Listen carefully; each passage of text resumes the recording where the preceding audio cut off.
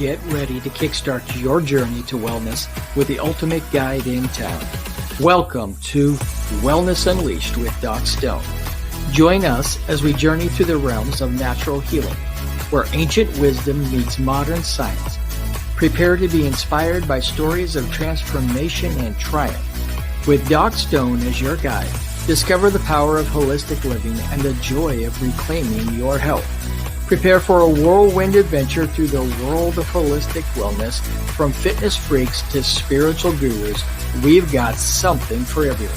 So grab your sneakers, your yoga mat, or just your sense of curiosity, and let's dive headfirst into a world of wellness wonders. Wellness Unleashed with Doc Stone. Your path to a vibrant life starts now.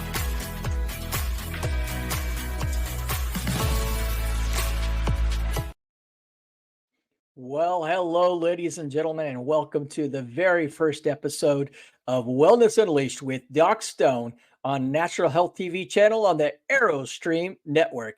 My name is Jeremy Doc Stone, and I am your host, your health coach, your functional medicine, natural medicine, infotainment star here on the show. And I am so excited to be kicking off this show to help you and everybody that you know to live a more healthier life naturally. Making wellness natural is my goal, and I am excited to be doing this with you and on this journey.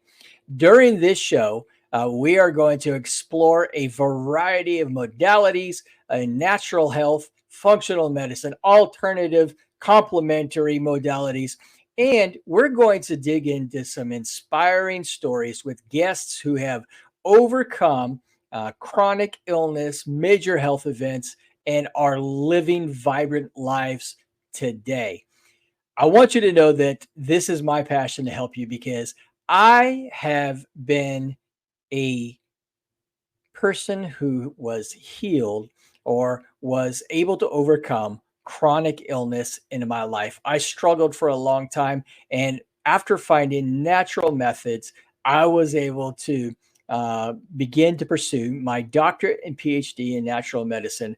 And I cannot be more thrilled than to be on this journey with you to help to share my journey and help you to live a life of wellness unleashed. In today's episode, I am excited to have a very special guest with me.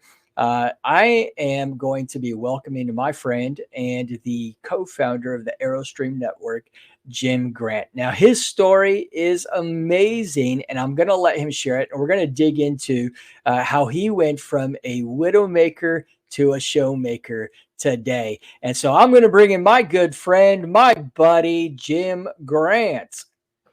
Well, Jim, thank you so are much. you, friend? I'm doing real good. I'm just proud to be here, happy to be here, and it's a pleasure to be a guest on your show. It really is. You're the reason why we created AeroStream TV, to give people an opportunity to be able to get their message out. And we're just so excited. I can't think of anybody else that I would prefer to have as my very first guest on the inaugural episode, because I know you have a heart for serving people as well. And your story is just phenomenal. And as we dig into, wellness journeys, really tell us a little bit about, we talk about Widowmaker to showmaker, but let's talk a little bit about what happened and what your story is. Well, for many years, ladies and gentlemen, I enjoyed good health. Thought I was okay, no telltale signs. My blood pressure was always good, 120 something over 68 to 74.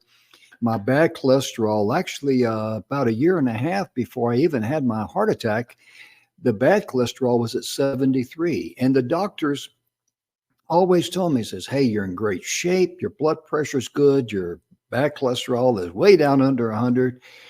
You're not overweight. Man, you got a ticket to ride. And, Jeremy, what happened was that, and there might be someone out there in TV land that can relate to this. I'll just be honest. I was dumb enough to believe that I had a safety net. But the sad part of it is, on October the 29th, 2021, I suffered a heart attack. And I tell people I found out the hard way that my safety net had a hole in it. That's the wrong time to find that out, ain't it, Jeremy? Absolutely. So help us to understand. You were not overweight. Mm-mm. You were getting regular physicals. Mhm. How old were you at that time? I was 72. So you're a Yep. 72-year-old, fit, slim, former U.S. Army Master Sergeant, right? Yep. Veteran. You were trucking along in life, and your doctors were telling you that you are a prime specimen Yeah. uh, of You're good to of a go. set. Yeah, you're good to go. Mhm. And Mhm. yet something happened that made you realize that that wasn't necessarily the truth. Yeah, exactly. What happened to me, it happened on a Thursday night. I had the pain in both arms from the elbows down. I had pain that went straight across behind my in the nape of my neck from one shoulder to the other, just like an arrow. And I had this like heartburn in my center of my chest, like acid indigestion or something. So I took some baking soda and water and I drank it and it went away. And I thought, that's weird.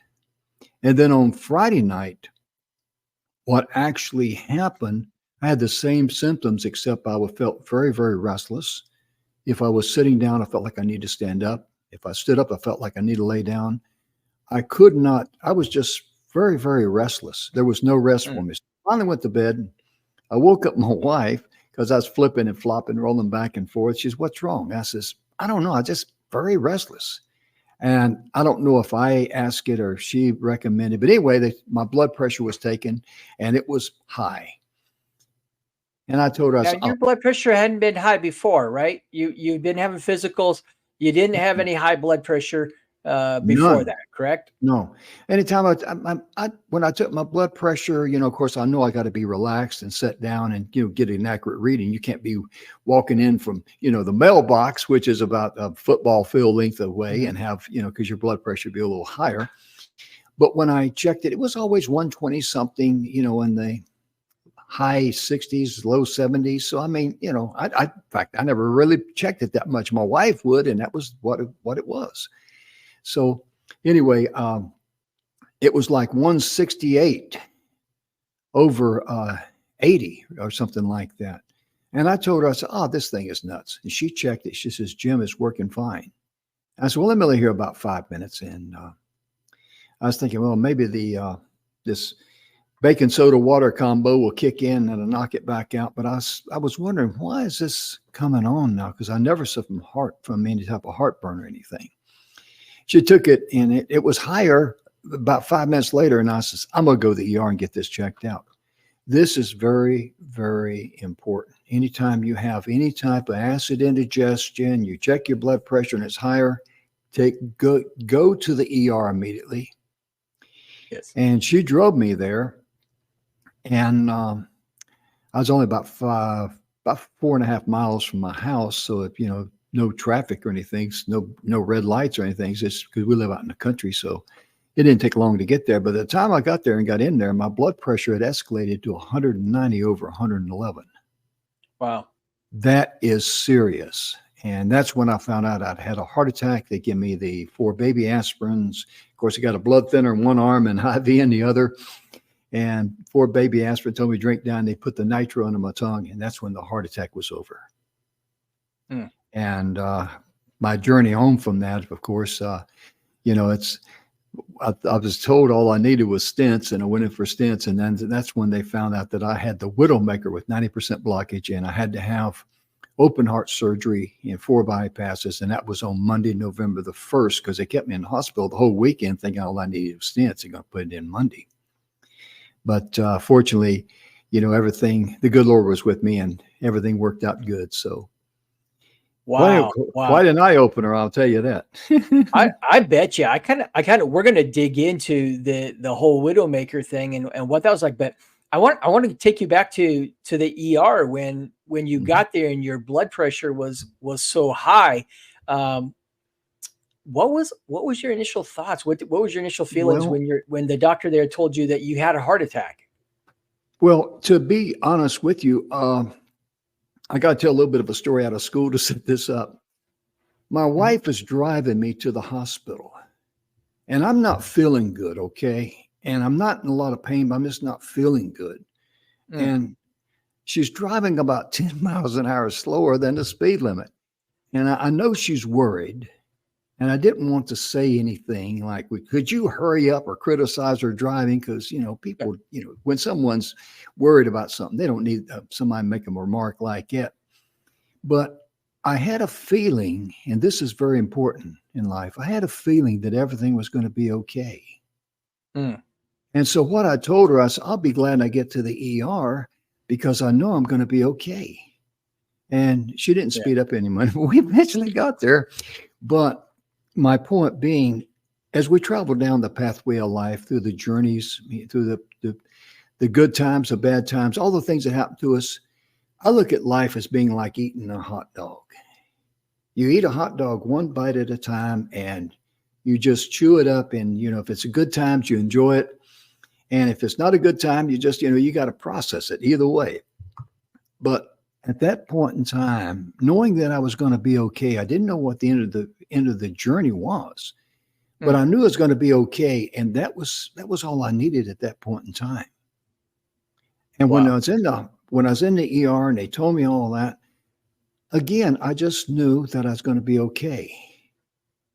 And to get a funny thing happened in the ER because this one nurse came in. And you could tell by her body language, she was real official. She had a clipboard in front of her, like a police officer standing beside your car Mhm. going to write you a ticket. She says, when you came in, they did not put down what medications you're on. What medications are you taking? And I says, I don't take any medications. And then she talked to me like I was in third grade. You are not taking any medications? I looked at her, I said, no, ma'am. And so I've been joking around a little bit with the medical staff because I had 2 or 3 nurses in there and doctor in there because being 72 and heart attack, blood pressure 190 over 111, you're going to get some attention, okay? And this one nurse was shooting something into the IV, and I joked with her, and I says, "Are you giving me something to give me a cheap thrill, or put me in orbit around Jupiter, or what?" Mhm. Because when you know you're going to be okay, don't make yourself more miserable than is absolutely necessary. That's a principle in Right, life. And when I right. said that, this nurse, she snapped at me and she said to me, she says, I don't think you realize what a serious condition you're in. Your blood pressure is 190 over 111. You could have a heart attack or stroke at any moment. And I looked up at her and I said, well, you don't have to be so optimistic about it. Yeah, And she took off. I never saw her again. She probably figured this guy's a lunatic. But my point being, again, is that when you're going through things, don't make yourself more miserable than is absolutely necessary. Because if I would have hit the panic button, oh my gosh, blood pressure 190 over 111. Holy smokes. I could have, what would that have done to my heart or my blood pressure, Jeremy? right, right. So what I'm hearing in that, Jim, is that you recognize the importance of the mindset that you Yes. had Yeah. about what was happening in the time, and that Mhm. that that actually probably played a role in your not only your healing but your survival in that moment. Is that correct? Well, anytime you get upset and you add more stress to your body, that's not good. And if you just take a deep breath and relax and let the slack come out of the chain, it's kind of like if you're going to pull a heavy load, and if you take the vehicle and you pull it where the slack comes out of the chain and you just start pulling it, you can pull it. But if it's got a lot of slack in the chain, you take off 60 miles an hour, you're going to snap that chain. You That's a gotta great you analogy. gotta you gotta be able to allow things to settle. And Okay. I just had this feeling that I was going to be okay. So what more did I need? I knew my journey wasn't over, but I knew I wasn't going to be going down shaking hands with the Undertaker, you know. Yeah, yeah. And So, that's so go ahead. in the ER then you're told that your blood pressure is over 190, that you've had a heart attack, they give you the baby aspirin, they give you the nitro. All of a sudden, that kind of subsides the pain and Yeah, the pressure everything's because that's gone. what nitro does. Yeah. uh how long did you stay in the hospital at that point? Did they send you home Okay. right away? what what, No, what no, was your no, journey no. there? No, what happened? I was in Brenham, Texas, and they were going to transfer me over to the Bryan College Station area there at the Baylor Scott and White Hospital and put me in the cardiac ward. And so I had to be transferred by ambulance. And so I had to wait. I don't know what the deal was with the ambulance, but it took about 2 hours for them to get there to be able to transport me. But I was, I was stable and no problems or anything like that. It's just, I just wanted to get out there and get some sleep because this is going on 2 o'clock in the morning. And I finally get to the hospital there around 4 in the morning over in Bryan College Station. It's about a 45-minute ride. And I'm just worn out. But they kept me in the hospital, and they really thought all I needed was stents. And so I was there, and because COVID was, still the ramifications of COVID was still in effect then, they said, well, we normally would do it right away, but we got to wait till Monday because of staff, et cetera. It's okay. So that's the way it worked out for me. And I just, Okay. I just made myself as pleasant as I could be there in the hospital. I had 6 things hooked up to me. You're not going to sleep very well, and they draw blood out of the back of your hands every 6 hours. And I tell people, they're such nice people that even if you're asleep, they'll wake you up. They're not going to let you miss out on that fun. Yeah, those hospital staff, those nurses just can't seem to stop from visiting you at all hours, Oh right? yeah, and I They was just love the yeah. company. Oh yeah. Yep. Yeah, but I got to say something about the hospital staff over there. I was just treated fantastically. They were just wonderful, wonderful people there, and I got a lot of respect for them. And the one nurse, Beth, walked in. She looked at me. She says, "My name is Beth, and I'm going to be your nurse today." So I looked up at her and I said, "Well, my name is Jim, and I'll be your patient today." And she just kind of like looked at me. But see, the amazing thing here, and this is something for everyone, always laugh at yourself and find humor in a bad situation, because sometimes that is the best medicine you can give yourself and your body, your spirit, everything. Because there's plenty of time to scream. There's plenty of time to holler, fire. But you can easily see, especially a person with a heart condition, if I would have got scared to death and upset and all that, I could have done a lot more harm to myself than would be necessary, or, could be irreversible. And I like to point out one thing very important, if I may, Jeremy. Yeah, go ahead. Whenever you have a heart, anything that might concern your heart, chest pressure or whatever, get to the ER in a hurry, because you could easily see from about a 30-minute time from my blood pressure go 180 something up to 190 over 111. If I'd have waited till in the morning, I could have suffered muscle damage. That is 100% irreversible. And because I got up there quickly and responded quickly, my heart's in great shape. I didn't suffer any muscle damage, because that paralyzes your heart, is what I'm saying. Certain muscles of your heart cannot pump as properly as it can. So that's why that's important. So don't put it off. Thank you, sir. Yeah, I think that's such an important warning to our audience, right? Is that when you begin to feel any kinds of signs or symptoms of a heart attack or heart issue, get yourself to the ER right away. Yes. Get checked out by a medical professional. That oftentimes there's a lot of things that mask a heart attack. They have similar signs and symptoms, right?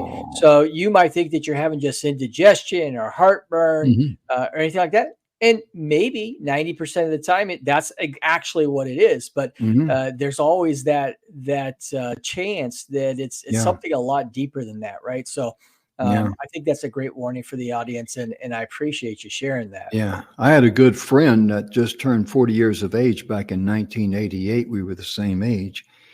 And he said, I had just walked out from visiting with my banker. He was a business owner. And his banker was telling him, man, you got it made. He says, your business is doing very well. You owe very little money, but your assets are fantastic. Your cash flow, you got over $1 million.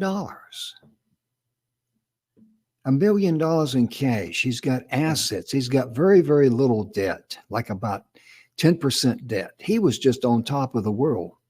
And he told me, he says, Jim, I walked out of that bank.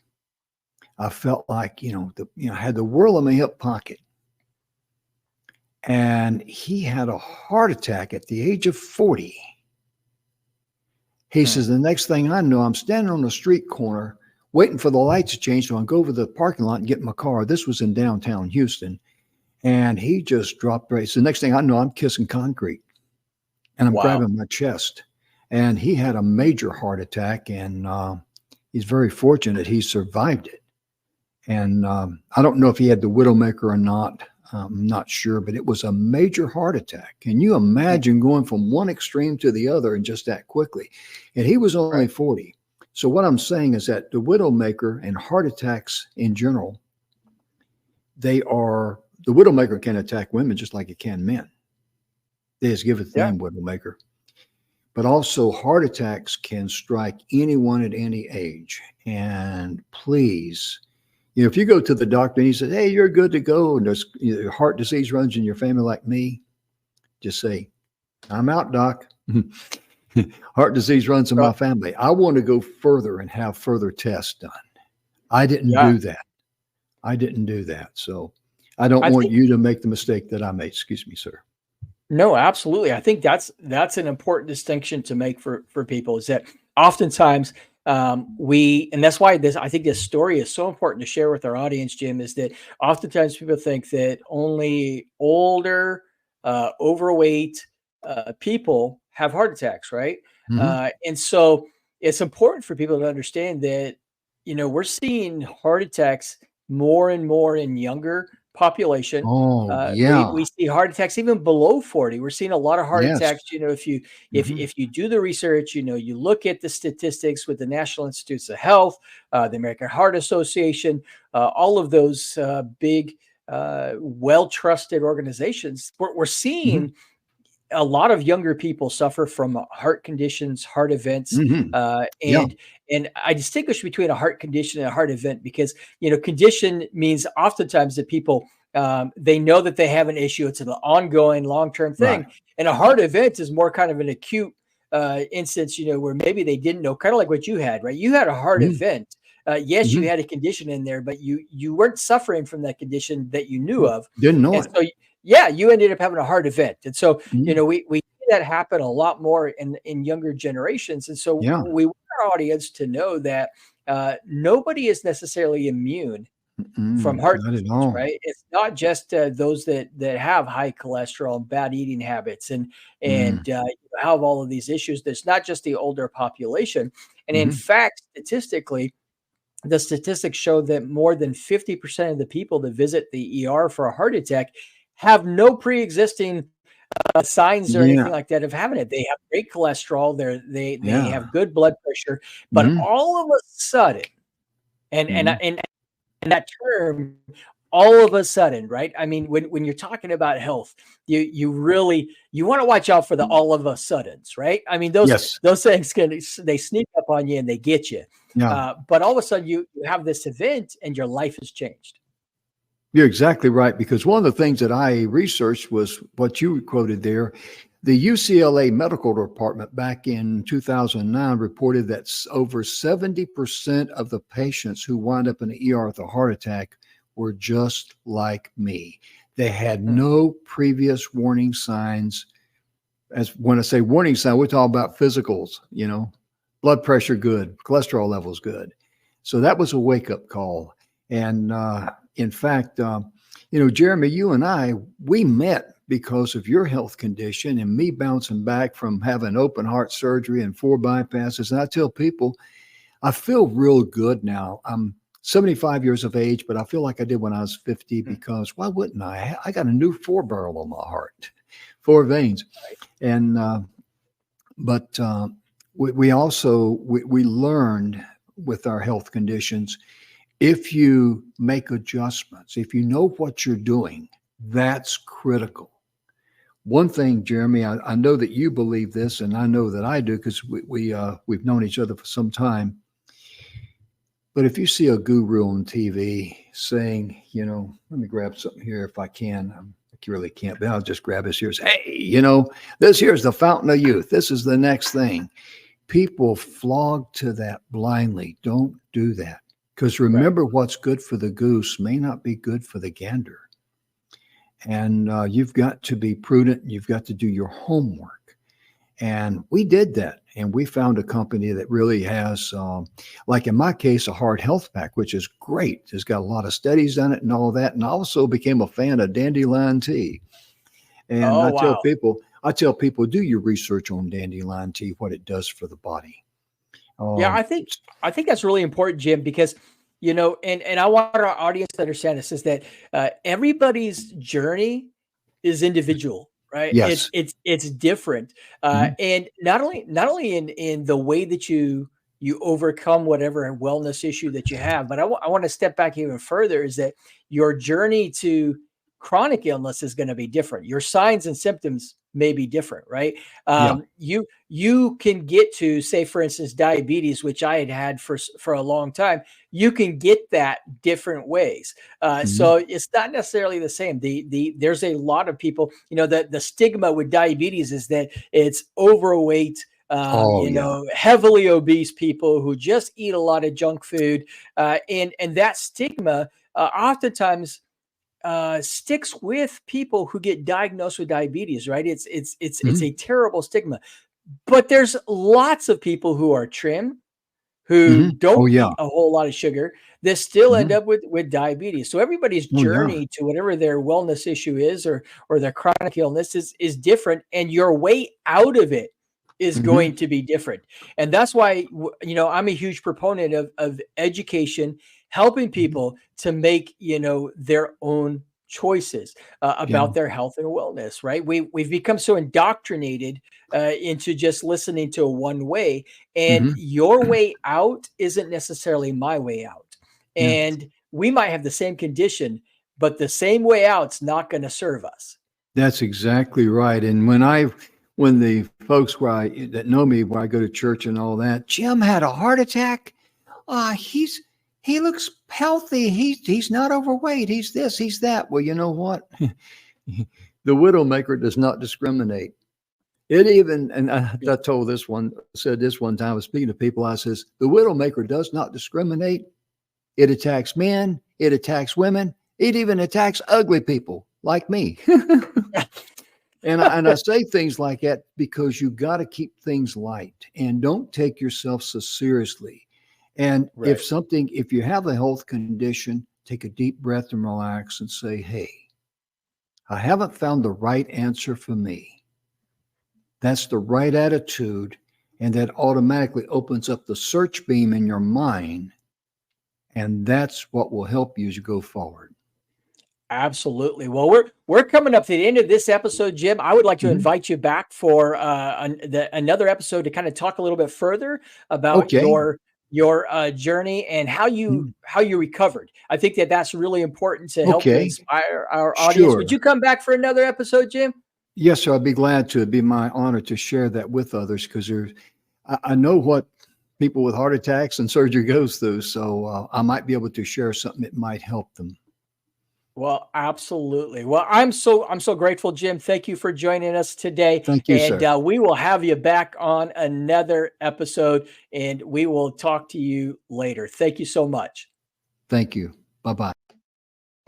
Well, folks, thank you so much for joining us on the inaugural issue of Wellness Unleashed with Doc Stone. Our special guest, Jim Grant, co-founder of AeroStream TV Network, which our show is on. And we hope that you learned a lot. And don't forget to like, subscribe, comment, and share today's show so we can hopefully inspire other people to unleash wellness in their life so they can live a more vibrant life. We are very appreciative of you showing up and watching the show today. Goodbye. We'll see you next week. Thank you for watching Wellness Unleashed with Doc Stone on the AeroStream TV Network. The opinions expressed by the host and guests of this show are theirs and not the opinions of the network or our sponsors. None of the information shared on today's episode should be taken as medical advice. Statements have not been approved by the FDA or any other governmental authority. And if you're experiencing any kind of illness or wellness issue, you are encouraged to consult with your licensed healthcare practitioner. And we do appreciate you watching our show and look forward to seeing you on the next episode.